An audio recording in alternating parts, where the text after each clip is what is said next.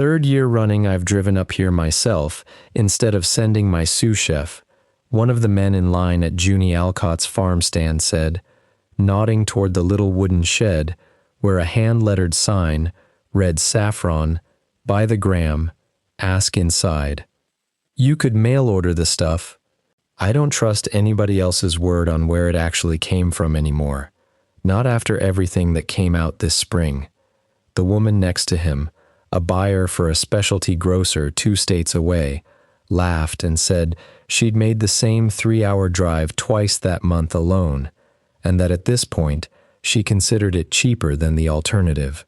Neither of them was talking about the alternative the way Junie's own neighbors in Alder Hollow, Vermont, used to talk about her farm, which is to say, like it was a punchline.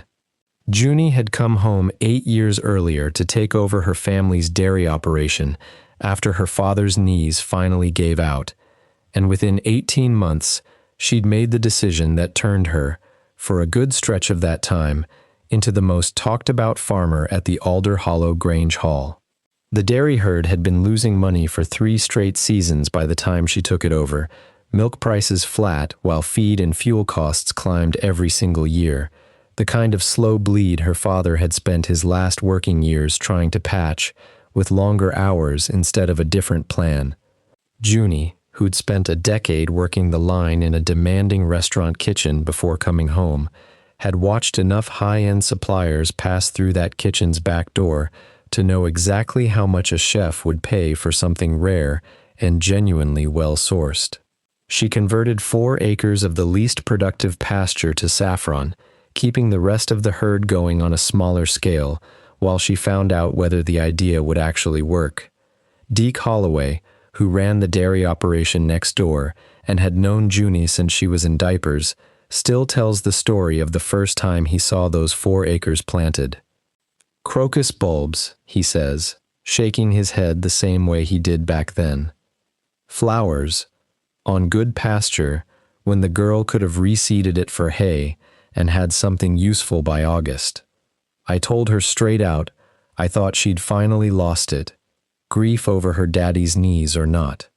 He wasn't alone in that opinion.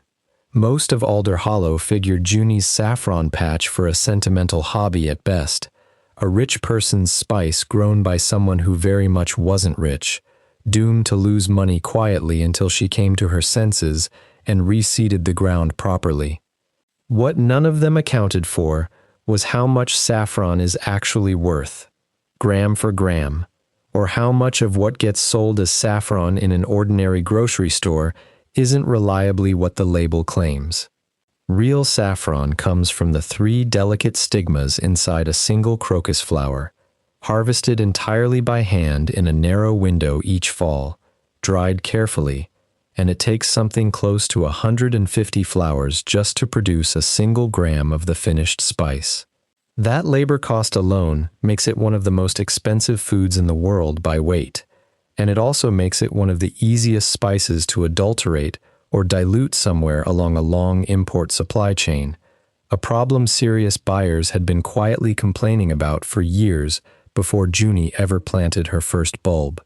Junie's first 2 harvests were small, barely enough to cover the cost of the bulbs themselves, and she spent those early falls on her knees in the field before dawn, picking each flower by hand before the day's heat could wilt it, then separating stigmas from petals at her kitchen table late into the night, weighing out every batch to the gram in a notebook she'd kept since her restaurant days, an old habit that had nothing to do with sentiment and everything to do with knowing exactly what she actually had before she tried to sell it. If you've ever watched somebody keep doing something small and precise, long after everyone around them stopped taking it seriously, stick with this next part, because that precision is exactly what eventually put Junie's little farm stand on the map for people who had every reason in the world to be picky about where their spice actually came from. Word reached her first customer almost by accident, a Boston chef who'd tasted a sample Junie mailed cold, unsolicited, to a dozen restaurants she'd found online during her second winter, most of which never wrote back. That one chef did, ordering everything Junie's third harvest could produce, and asking, before he'd even finished the order, whether she could guarantee the same batch, same field, same hands, every single year going forward.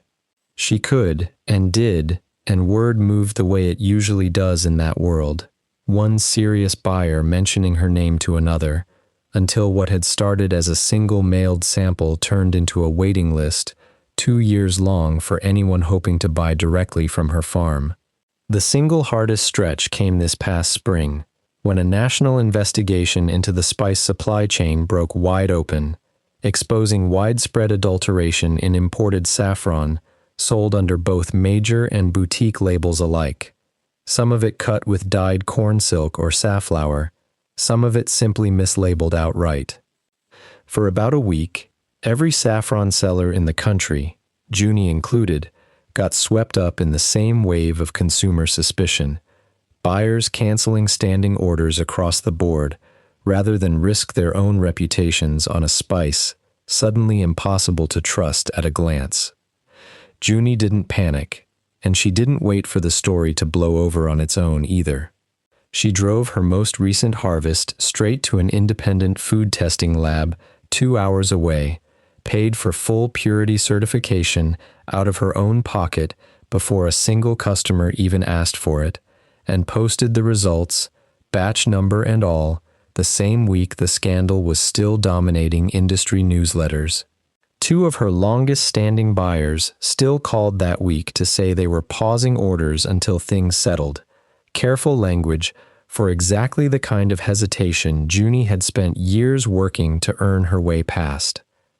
It cost her money she didn't strictly have to spend that month, and for several days she genuinely didn't know whether it would be enough to hold on to the buyers she'd spent years earning.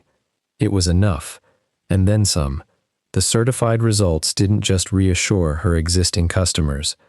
They reached new ones entirely, chefs and specialty buyers who'd never heard of Alder Hollow before that scandal broke, now searching specifically for verified, traceable, small-batch American saffron instead of trusting an import label blind. The waiting list that had taken years to build doubled inside a single season, and the line of cars now pulling into Junie's gravel drive most fall mornings stretches further down the road than her father's milk truck ever did in the dairy's best year. Deke Holloway still farms the section next door, and he's stopped making the crocus bulb joke entirely, not because Junie ever asked him to, but because he says a man loses his taste for a joke once he's watched the punchline turn into the most reliable income on the road. I told her she'd lost it, he says now. Turns out she just saw something coming the rest of us weren't looking for. Junie still keeps the same notebook, weighing every gram the same careful way she did that first thin harvest, and she says she doesn't plan on changing that habit no matter how long the line in her driveway gets.